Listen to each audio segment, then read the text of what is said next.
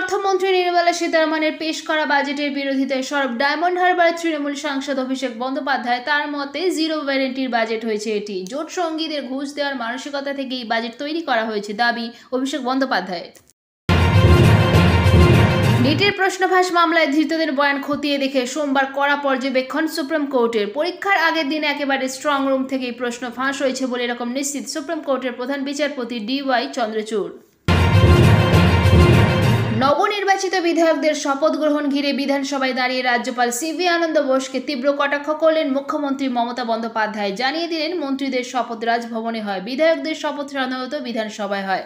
বিধায়কদের জরিমানা করা নিয়ে রাজ্যপালের টাকার প্রয়োজন কিনা তাও জানতে চান মুখ্যমন্ত্রী মমতা বন্দ্যোপাধ্যায়।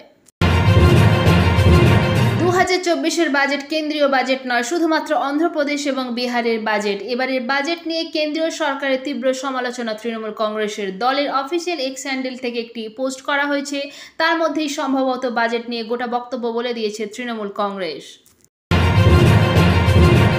বাজারে বাড়ল আলুর দাম। সিঙ্গুরের পাইকারি বাজারে 50 কিলোর বস্তা পিছু গড়ে 150 থেকে 200 টাকা দামে বেড়েছে বলে জানিয়েছেন পাইকারি ব্যবসায়ীরা। আশঙ্কা সত্যি করে আলু ব্যবসায়ীদের। কর্মবিরতির দ্বিতীয় দিনেই পাইকারি বাজারে বাড়ল আলুর দাম। ফের বর্ষা শুরু হতেই বাড়ছে ডেঙ্গুর প্রকোপ। ডেঙ্গুতে আক্রান্ত হয়ে বালিকার মৃত্যু হল শিলিগুড়িতে। 2024-এর বাজেটে বেতনভোগ কর্মীদের আয়করের স্বস্তি। তৃতীয় মোদী সরকারের প্রথম বাজেটে বেতনভোগ কর্মীদের আয়করের স্বস্তি। নতুন কর কাঠামোয় স্ট্যান্ডার্ড ডিডাকশন 50,000 থেকে বাড়িয়ে 75,000 করার কথা ঘোষণা করলেন অর্থমন্ত্রী নির্মলা সীতারামন। ফলে নতুন কর কাঠামোয় বেতনভোগ কর্মীরা প্রতি আর্থিক বর্ষে 17,500 টাকা পর্যন্ত আয়কর বাঁচাতে পারবেন। 70,000 থেকে বেড়ে এবার পুজোর অনুদান 85,000। 43,000-এর বেশি ক্লাবকে 85,000 করে সরকারি অনুদান। দুর্গাপুজোর আগে ক্লাবগুলির জন্য বিরাট ঘোষণা মমতা বন্দ্যোপাধ্যায়ের। আগের বারের থেকেও বৃদ্ধি করা হলো অনুদান। আগের বারের থেকে 15,000 টাকা বৃদ্ধি। পুজোর জন্য ক্লাবগুলিকে 85,000 টাকা করে অনুদান। 2025-এ পুজোর অনুদান 1 লক্ষ করে টাকা দেওয়া হবে, জানালেন মুখ্যমন্ত্রী মমতা বন্দ্যোপাধ্যায়। 2024-এর বাজেট নিয়ে তৃতীয় মোদী সরকারকে নিশানা মুখ্যমন্ত্রী মমতা বন্দ্যোপাধ্যায়ের। একটি দলকে খুশি করতে রাজনৈতিক দৃষ্টিভঙ্গি থেকেই এই বাজেট। বিধানসভায় দাঁড়িয়ে কেন্দ্রকে তীব্র আক্রমণ মমতা বন্দ্যোপাধ্যায়ের। 1,71,000 কোটি টাকা বাকি কিছুই দিল না, বাংলা বঞ্চিত রইল, উল্টে GST তুলে নিয়ে যাচ্ছে, মন্তব্য মমতা বন্দ্যোপাধ্যায়ের।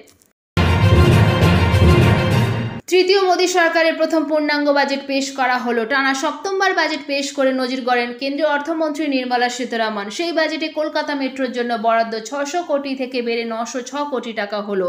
পাশাপাশি জোকা বিবাদী বাগভায়া মাঝেরহাট পেট্রোল প্রকল্পে 400 কোটি টাকা বরাদ্দ বৃদ্ধি করা হয়েছে। আজকের আবহাওয়ার পূর্বাভাস। আলিপুর আবহাওয়া দপ্তর সূত্রে খবর, আজ থেকে বৃষ্টির পরিমাণ কমতে পারে, তবে পূর্ব মেদিনীপুর জেলায় বিক্ষিপ্তভাবে ভারী বৃষ্টির আশঙ্কা। এদিকে উত্তরবঙ্গের উপরের 5 জেলায় আগামী 24 ঘন্টায় বজ্রবিদ্যুৎ সহ বৃষ্টির পূর্বাভাস। ভারী বৃষ্টির সম্ভাবনা শুধুমাত্র কালিম্পং ও আলিপুরদুয়ারের 2-1 জায়গায়। দার্জিলিং, কালিম্পং, আলিপুরদুয়ার, কোচবিহার, জলপাইগুড়ি জেলায় বজ্রবিদ্যুৎ সহ হালকা থেকে মাঝারি বৃষ্টির সতর্কতা। বিক্ষিপ্ত বৃষ্টি হতে পারে মালদহ ও 2 দিনাজপুরে। এদিকে কলকাতার আবহাওয়া কখনো আংশিক মেঘলা আকাশ, কখনো জলীয় বাষ্পের পরিমাণ বেশি থাকায় আর্দ্রতাজনিত অস্বস্তি থাকবে, তবে ভারী বৃষ্টির সম্ভাবনা নেই। আজ শহরে বৃষ্টির পূর্বাভাস রয়েছে, মূলত মেঘলা আকাশ, বজ্রবিদ্যুৎ সহ হালকা থেকে মাঝারি বৃষ্টি চলতে পারে। কলকাতায় আজকে সর্বনিম্ন তাপমাত্রা 26.8 ডিগ্রি সেলসিয়াস, সর্বোচ্চ তাপমাত্রা 30.8 ডিগ্রি সেলসিয়াস।